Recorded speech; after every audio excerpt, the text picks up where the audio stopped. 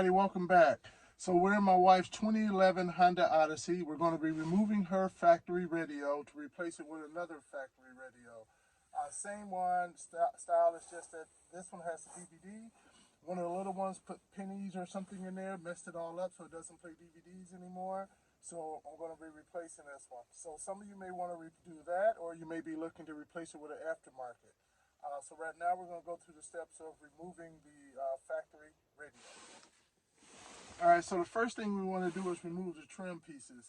I believe we're going to remove this one over here, then this piece over here, and then we're going to remove this upper piece up over here. So the only things you really should need is an 8mm,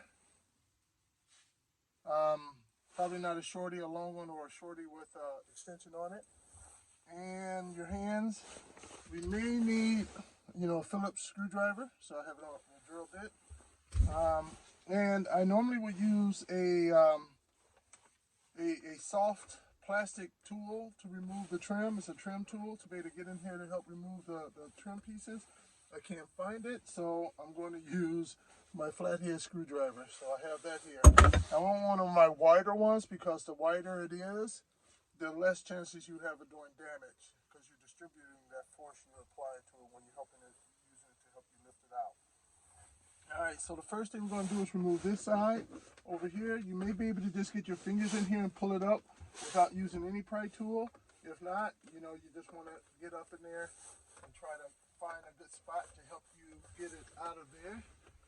Let's see what we can do here without this pry tool.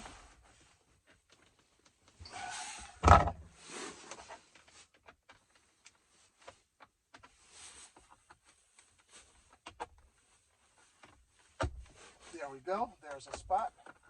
Once you find that one spot, it helps to start it all off. They're just push tabs up in there. And pull more upward towards you than downward because of the angle of the push tabs.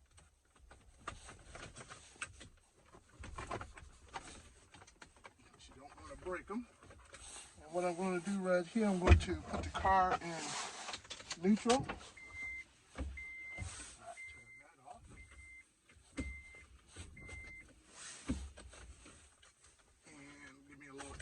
Over here. There we go. So that's one on. You can see the tabs up in there. Now we're going to go over to this other side over here. Let me see if I can pivot the camera that way for you guys to get a little bit more of a view. Alright. And now we're going to do this side over here. We're going to do the same thing as well.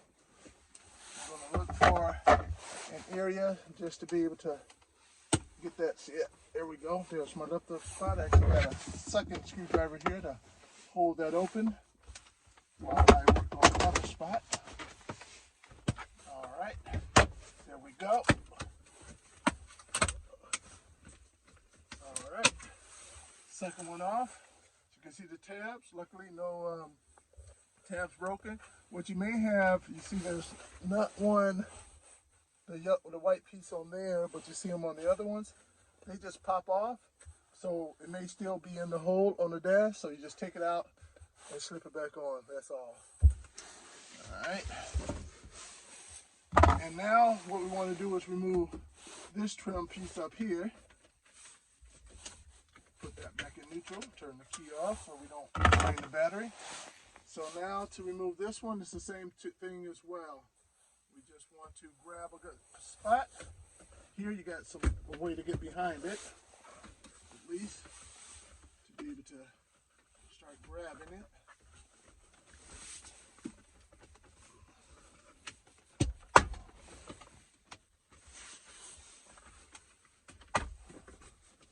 As you can see, the whole, not the glass part of this, but the trim around here comes out too as well.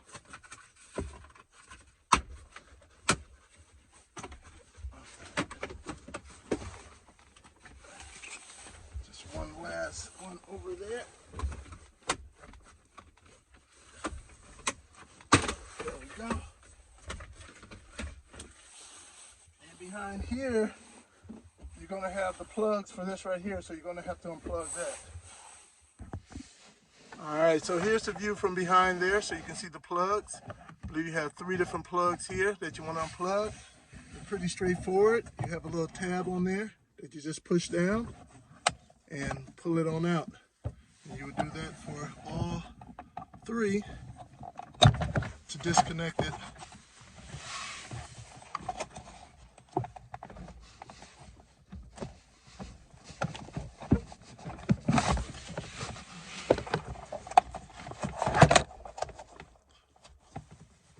There we go. And now let's get this disconnected. All right, so now there are 4 screws we want to take out.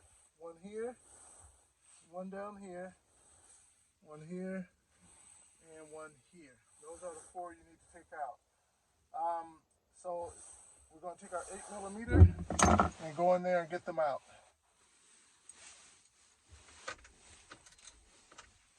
And what I did too, I brung this right here. It's a magnet on the tip right there. You don't want to lose your little screws, of course, and sometimes that happens. So what I like to do sometimes, if it's in a difficult spot, is while I'm unscrewing it, when I'm getting close to it, I'll put the magnet in there close to it. So once it comes out, the magnet will immediately grab the nut or the bolt, so it won't drop in a place where you can't get to it. Just a little helpful hint.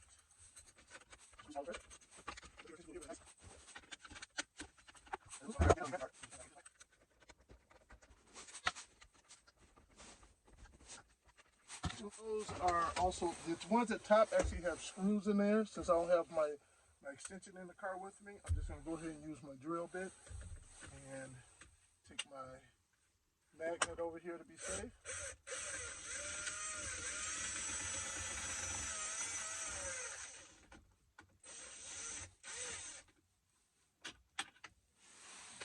See that? Bam! And one of the things you'll notice, the top bolts are longer, you can see that, than the bottom bolts. The bottom bolts are short. Top bolts are longer with this washer on there, and then you just got this these shorties for the bottom bolts.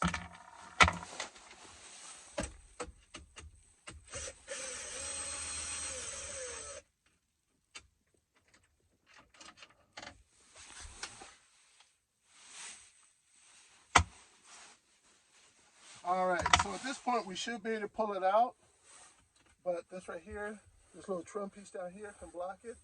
Don't take it all the way out, just loosen it up. So you'll have 4 bolts, screws, that is, 1, 2, 3, 4. So just remove those.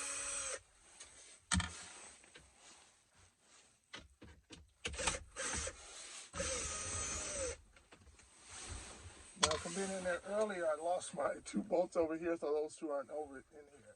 So we just want to be able to have the ability to flex this out a little bit to give us a little extra room. And so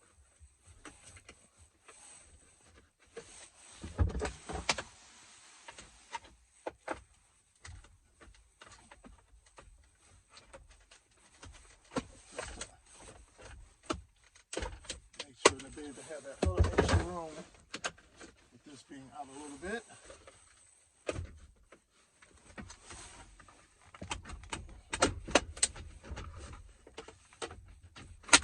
Put my shifter down a little bit.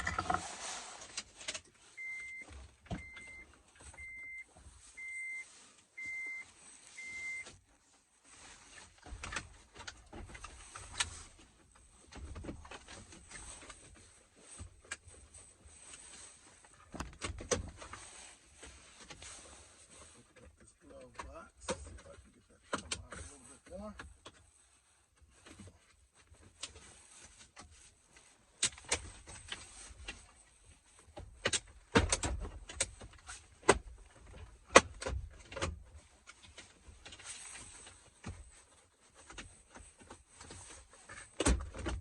There we go.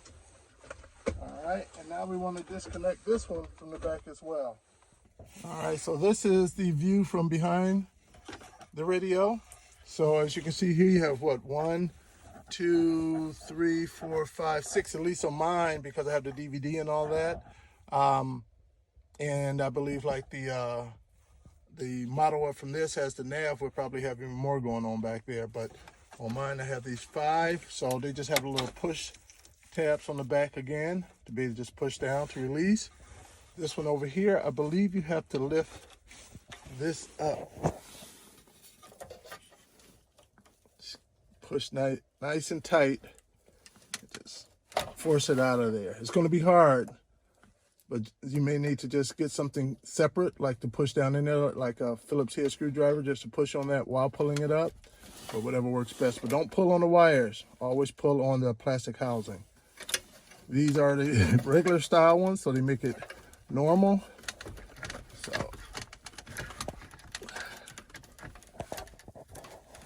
there we go.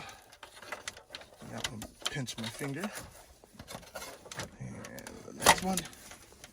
And this one is on the side. And there we go. So we're all disconnected now at this point.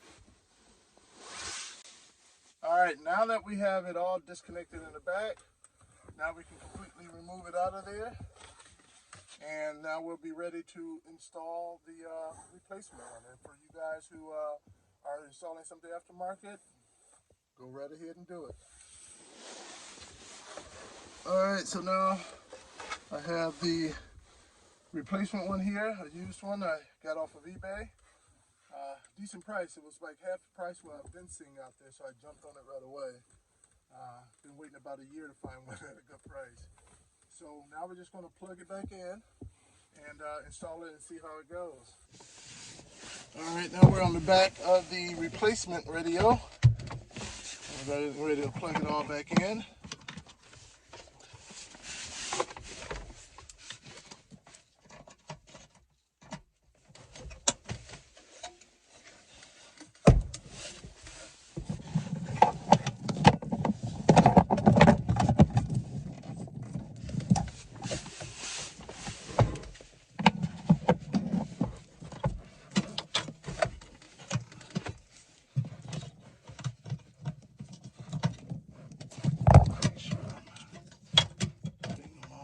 You don't have to worry about putting them in the wrong one.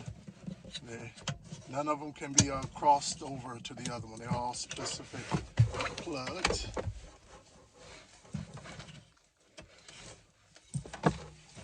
This is that one that had that swinging arm. Put that one in now.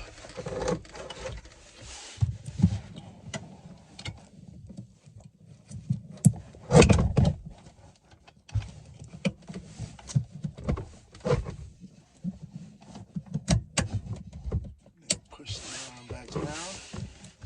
Take the last one and stick that on in. All right, so now we're all back in. All right, so now we're just going to start putting our screws back in.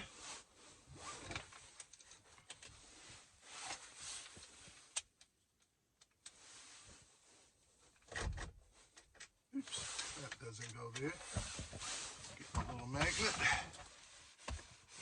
Another useful thing for the magnet. It goes in here. You remember I was missing the one from over here and over here. I'm still going to be missing it.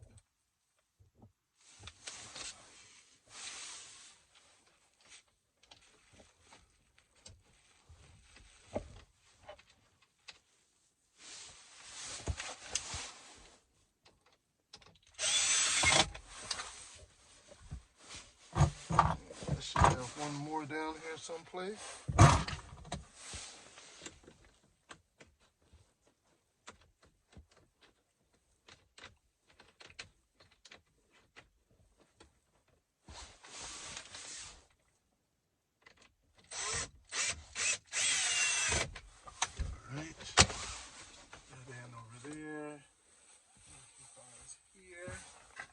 So now we're just going to put it in reverse of how we took it out. So that means we move on to here. And remember, you need to plug those back in. And you should have 3 different spots. 1, 2, 3 for the 3 plugs.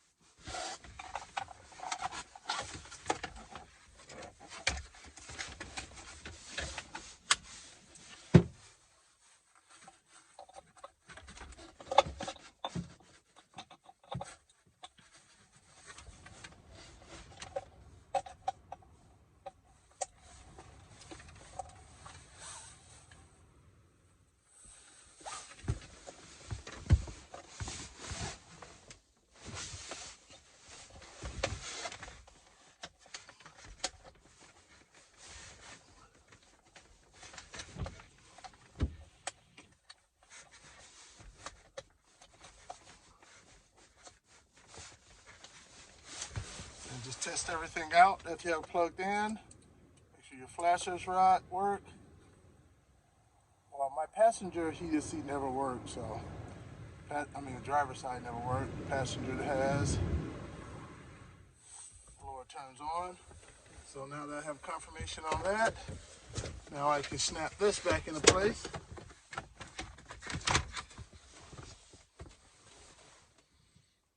Let's see here.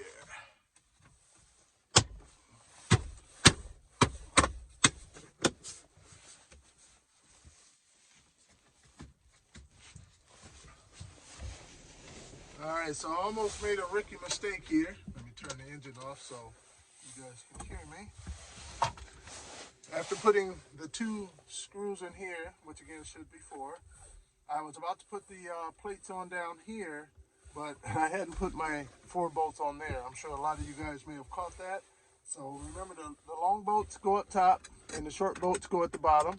So I'll start feeding those in.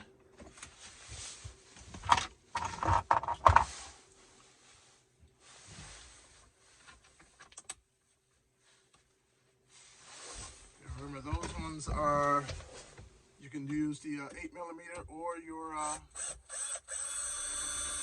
Phillips head screwdriver.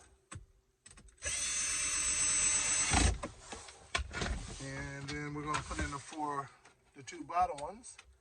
And remember, those don't have the option to use a screwdriver, so you're going to have to use your 8mm to tighten those up. Right.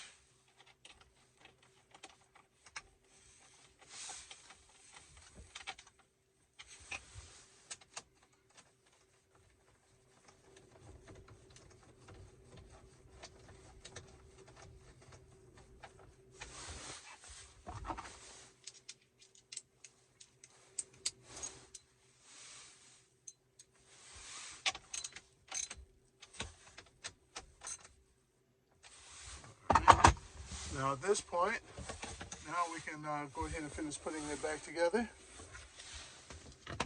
Put this on.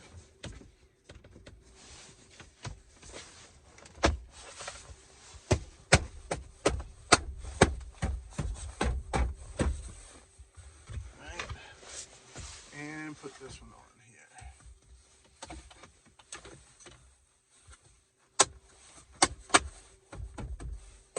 It's all installed in. Now I have to make a trip over to the dealership because since I changed out the radio, it doesn't recognize it as being the same radio. So my original trick of being able to just hold down the volume button to turn it on doesn't work.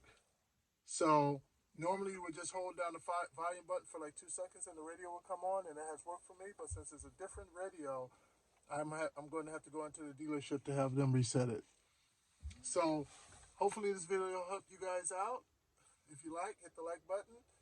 Please hit the subscribe button because I have other how-to videos from working on my wife's Honda Odyssey. Thanks for joining, guys.